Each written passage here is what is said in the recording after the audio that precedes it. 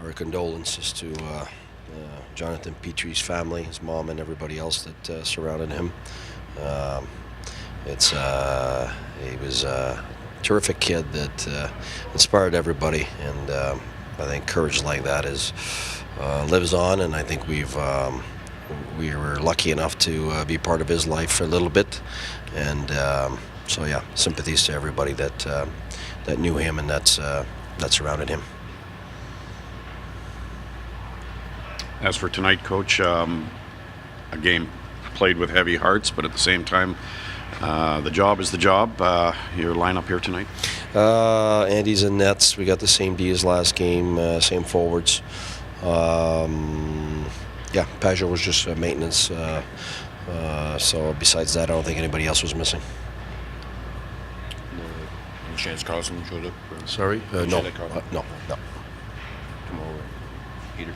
I don't think so,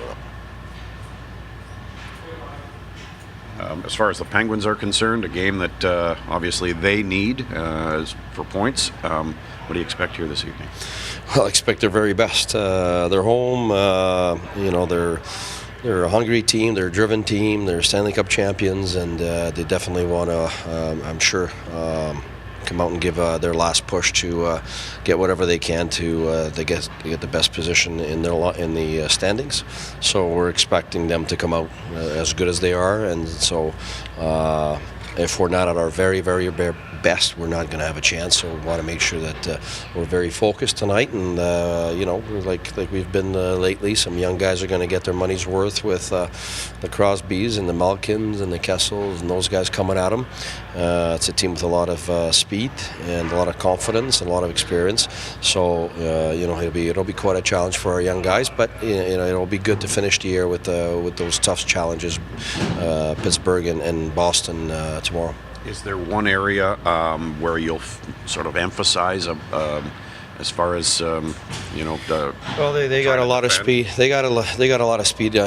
Speed underneath, we call it. So the minute Malkin takes it, or Crosby's, or those guys, or Kessels, or all the other guys, really, they're a real fast team. So I think that's probably their biggest strength. They do have hockey sense and skill, of course, but I think when you go up and down their lineup, the one thing that strikes you is their quickness and their speed on every line. So if we give them that underneath speed that they can pick up, and we give them that freedom to enter the zone with space, and it'll be way too difficult for us to handle on for 60 minutes. So we have to make sure that we've got good numbers so that we can help each other defend, because they will beat us one-on-one in some instances, and then we got to be there as a pack mentality to try to avoid them getting the freebies. Happy to hear that Thomas Chabot is going to the Worlds. Yeah, very much so. I've lived the Worlds myself, and every Team Canada experience is a positive one, regardless if they win or not. I think it's an opportunity to represent the country, first of all, which I've done 9 times, and every time it's given me so much, and I think it's the same for the players. Him going there at a young age like that in the Worlds, with the men, it's going to be great for his development. So it's real happy that he's going.